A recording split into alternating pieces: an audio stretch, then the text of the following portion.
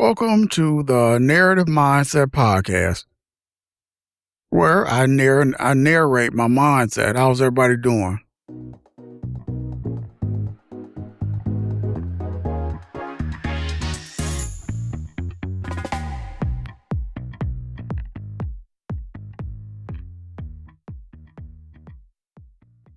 Hope everybody's doing pretty good. I'm doing good. Putting out an episode. Um, in this episode, I want to talk about I've been seeing Candy Burris on TV, and make sure I throw allegedly in there. She's doing pretty good, real good.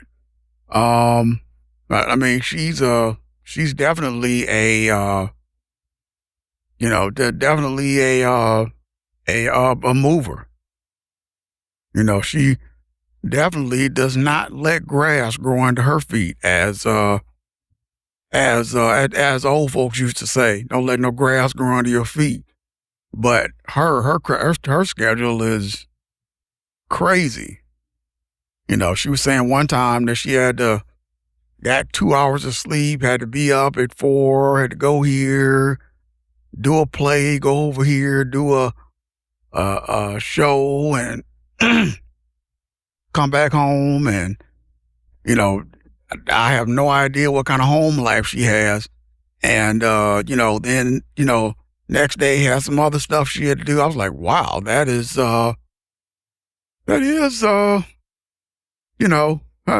lot. And she was saying, there's a clip out where she was kind of saying, here I am with everything I got on my plate overflowing, arms out, got a couple more plates on each arm, and I'm still handling it. And, I definitely, get where she's coming from, just on a much smaller scale. For me, she also said something also I want to mention. She said, I'm working on my next idea while I'm in the idea before that one. And I get where she's coming from because, me, myself, when I'm on a job, I'm thinking about, I'm always thinking about my dreams. I'm always working on something. I'm always just trying to get something. That's what it's all about. Just trying to get something going. For me personally, I would like to be in a position where I could, give my daughters an allowance each month. But I have a hard enough time, keeping myself afloat. And you know how kids are. Parents become a bank once kids get, a certain age. It's just every time they call you, can I borrow this? Can I borrow that? Can you pay for this? Can you pay? Like, you need to go get a job. If you got one, go get two of them. I understand it's rough out there, but, I'm 53. Who's ever been through that whole 20s, we all know. You definitely know how it is. You at one point you gotta keep your head up and keep figuring stuff out. But yeah, Candy was saying some stuff about basically, she just don't want to hear no complaints. You complaining, you ain't got enough time. Look at me. You complain about you got a family, you got kids. Look at me, so and so and so and so, allegedly. But at first, I mean, don't get me wrong. When she first said it, I was kind of like, well, but excuses immediately came. Put it that way. But then it kind of left my mind. And when I came in here and I'm recording this episode, I said, "Oh, I can talk about that." And then I have a clearer understanding or a clearer view of what she said. It's kind of like, it's kind of like I let it marinate a little bit and then, then spoke on it, and I wasn't so quick to, hear what she said and then bam, I'm saying the first thing that comes off my head. And no, I never met her. This was I think it was a TikTok short or something like that I was watching. But it just shows that it just shows that you want to take some stuff in. You kind of want to hold off for a minute and just, give it time. Give it a little bit of time to marinate. And that first thought that comes into your head, kind of ignore it and then think about it for a minute. The second one, now you're thinking, now you're thinking clearly. So, but she made sense, although, being around her or, on her team, whatever, it would get exhausting, trying to keep up with her. Me personally, once I guess, how can I say this? Once I hit a certain amount, then I'm good unless opportunities continue to come. Unless I can keep reinventing myself, then I'll keep doing stuff. But at one point in time, you at a point where everything is good and, you can kind of relax a little bit, so you don't have to just keep going and going and going and going and going. But on the other hand, in that particular lifestyle, sometimes you have to keep going because, it's an expensive lifestyle, especially if you're doing stuff, you got employees, you got, all that kind of stuff. Yeah. You got to keep,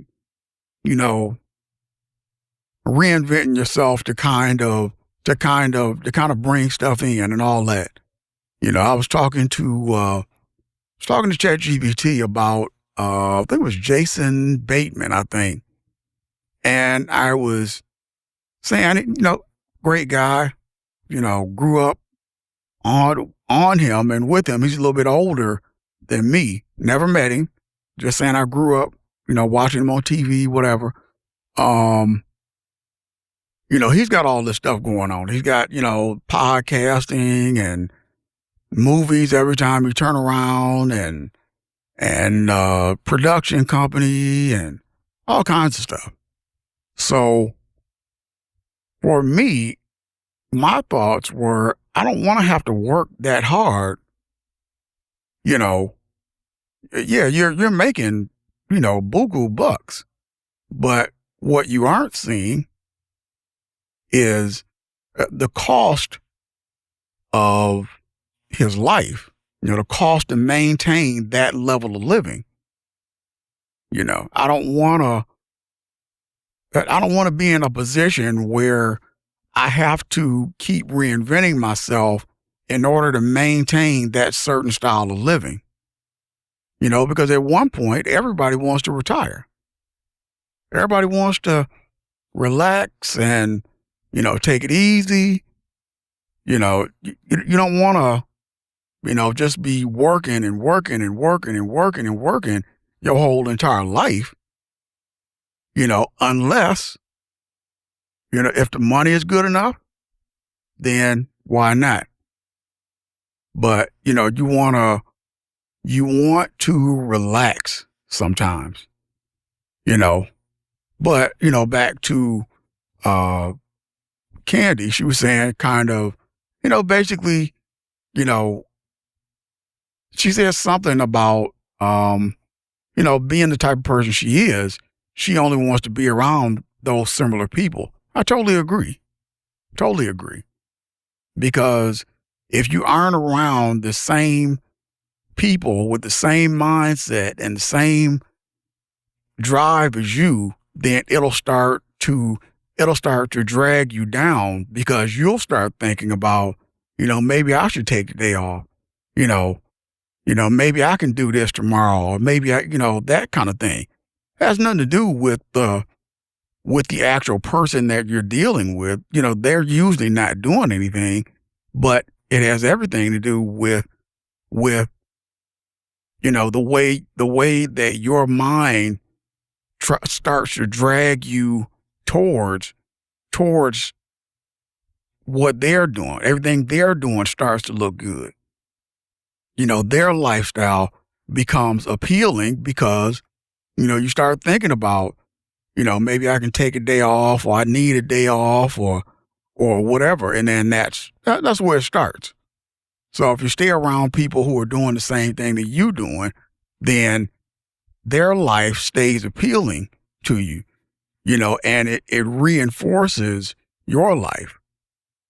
It reinforces that you're doing the right thing. That, you got 20 meetings in one weekend and going to be on 8 different planes, but you're looking like, okay, so-and-so, she going to her meeting, so-and-so, she going to her meeting. She'll be flying over here and over here and over there and over here. And we supposed to meet up right here, and it makes it's almost like, it's like motivation. So I definitely understand that.